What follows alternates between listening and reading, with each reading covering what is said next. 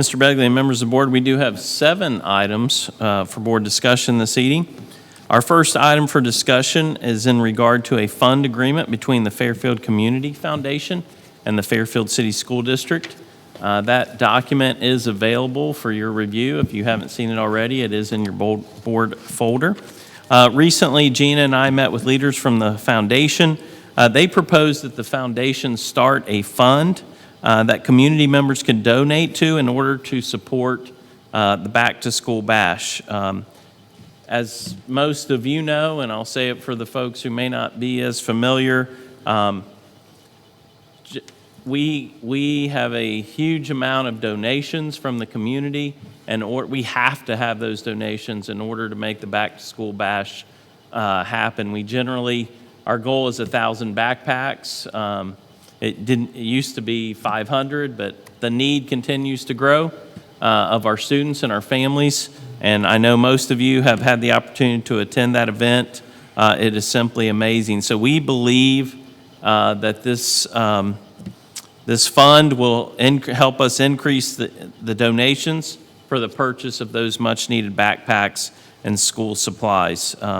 So as a result, we are thrilled to partner with the foundation in order to help support our students and our families. So be happy to answer any questions that you have, but it's a pretty simple concept, and we're super excited to go to the next step with the foundation and appreciate their support. They are just as excited as we are to partner with us to support our event.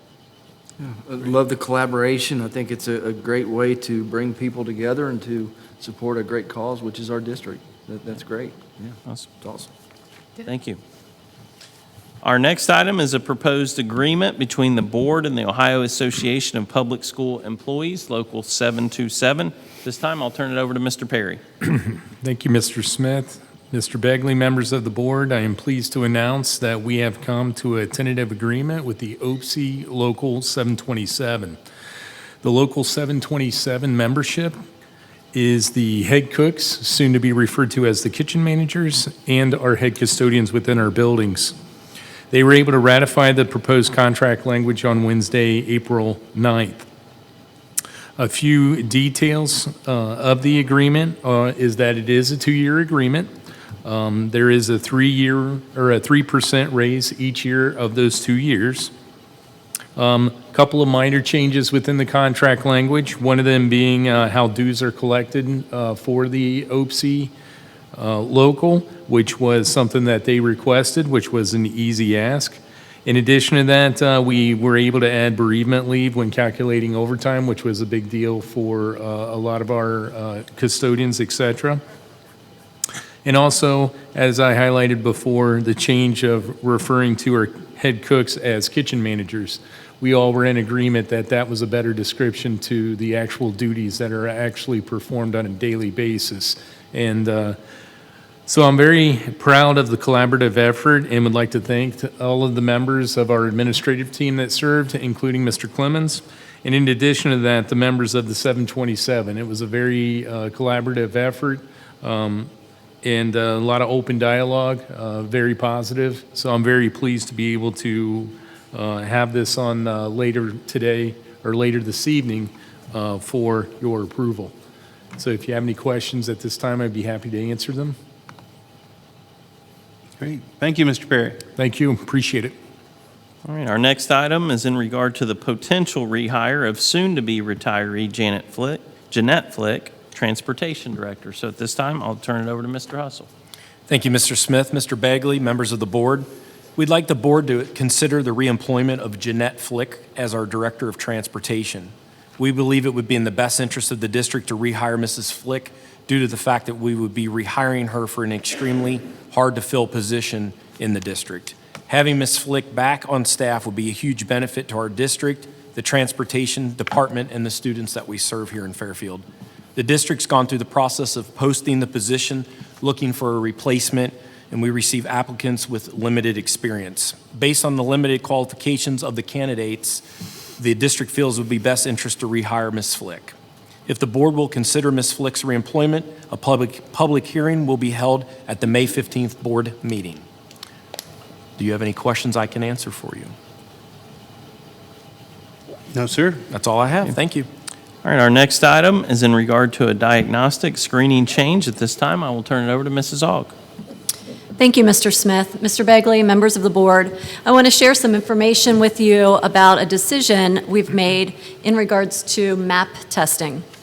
In collaboration with teachers and building leaders, we have decided to transition from the MAP assessment to the iReady assessment platform. Like MAP, we will assess students 3 times a year, and this assessment will allow the district to meet all of its diagnostic and screening assessment requirements for the state of Ohio. This includes our obligations under the 3rd grade reading guarantee, the dyslexia law, gifted rules, etc. iReady offers integrated diagnostic and instructional tools that will allow our teachers to tailor instruction based on individual student needs. It also aligns directly with Ohio's standards and provides a user-friendly interface with detailed reports that give teachers actionable data as soon as the students complete the assessment. There's no need for board action on this item, but I thought it was appropriate to share the information with you because the district has used MAP for many years. It's a data set that we talk about. People are familiar with it. So I felt that you should be informed on that. We've given a lot of thought to this decision and are really excited about our partnership with iReady. So unless there are any questions, this concludes my item for board discussion. Thank you. Great, thank you. All right, our next 3 items for discussion are in regard to a potential MOU, some extracurricular recommendations, and some board policies. At this time, I will turn it over to Mrs. Hauer, who will be covering all 3 of those items. Thank you, Mr. Smith. Record number of items for discussion this evening, it seems like. Mr. Begley and members of the board, my first item for discussion is in regard to an MOU with the Fairfield Classroom Teachers Association. The MOU would be due to the recent STRS changes, which I'm sure you may have heard about. But the STRS Ohio Board very recently, as in on April 18th, revised the service retirement eligibility to any age and 32 years of service for unreduced benefits. That would be effective through May 1st of 2030. This is a change from the initial change we discussed a while back of 34 to 33. So now it will go down to 32. And due to the timing of this STRS change, we are in agreement to recommend an extension to the deadline for teachers to submit their notice of retirement from April 1st to May 15th to still be eligible for the contractual severance benefits. This MOU would be in effect for this school year only, and the extended deadline is only for those who were impacted by the most recent change that STRS has made. So pending any questions that you may have, you will be asked to take action on that this evening so that we can move forward in honoring that. Any questions about that before I move on to my next item? I don't think I have a question, but my comment would be, it's disappointing that this decision was made so late Yes. in the school year, right? In fact, we'd already celebrated our retirees, and we're not going to be able to say anything or celebrate with these. I assume there'll be a few that decide to do this. Yes, we definitely have a few, and they will be invited to come to our retirement celebration and acknowledgement at next year's board meeting. Good. So that we can make sure that we tell them thank you appropriately. But it's been a very bittersweet process for the staff members that are impacted by this last-minute change because they didn't realize that they were doing their last first day or their, all Yeah, the different right. lasts of. I mean, they're still, most of them are still very happy to be able to go into retirement, but it is a bittersweet experience for them. Yeah. Thank you. So my second item for discussion is extracurricular review committee recommendations for the 2025-26 school year. This is an annual contractual process that we complete each year, and this year the committee reviewed a total of 45 applications. So a lot of the groups that you actually saw this evening, like our student council and safety patrol, like those are some of the clubs and extracurriculars that happen with our younger kids all the way up through our sports and everything that are at the older ages. We did approve recommending the addition or a schedule change of some positions for an approximate cost of $31,000, and the approval to recommend the approval to you was based on an increase in students participating, which has led to needing more adult supervision for student safety. We also have some clubs that have been running unofficially for a number of years, so this would make them an official club on our extracurricular list, or a redesign of coaching duties and responsibilities. And while there is a cost to adding them, I did want to share that we also this year completed an audit of the current list of extracurricular positions that we have, and found that we have many positions that we allocate funds to that are no longer needed, mostly due to a lack of student interest and/or the positions being vacant.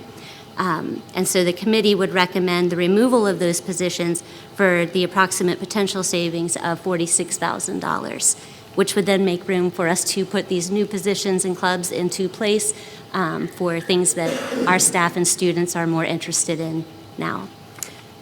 So all the recommendations you'll see are listed on the agenda there for you, and pending any questions that you have, these recommendations will be on the May 15th board agenda for your consideration for approval. So with that audit, then, that really we're budget-wise 15,000 to the plus? Approximately, Yeah. yes. Good. Awesome, great job. Thanks. My third item for discussion is board policy. I have 4 items of policy for you this evening. The language is in your board packet and matches what I sent you last week for review. First policy is policy DECA, Administration of Federal Grant Funds, and policy DJF, Purchasing Procedures. I had both Amy and Lance review these policies with me, as they touch both of their worlds more than mine.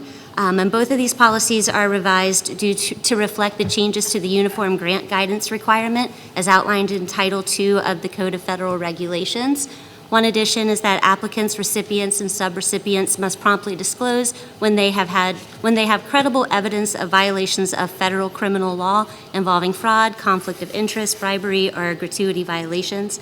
And another addition in language says recipients and subrecipients must take reasonable cybersecurity and other measures to safeguard information, including personally identifiable information and other types of information deemed sensitive by the district. So a lot of legal changes there just to make sure we're in compliance.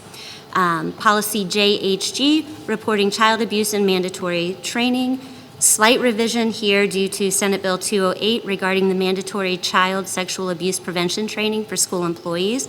The bill now permits instead of requires, as under former law, that this training be delivered by law enforcement officers or prosecutors with experience in handling cases involving child sexual abuse or violence. As a district, we will continue to meet this requirement by using Public School Works for our staff training, as we always have.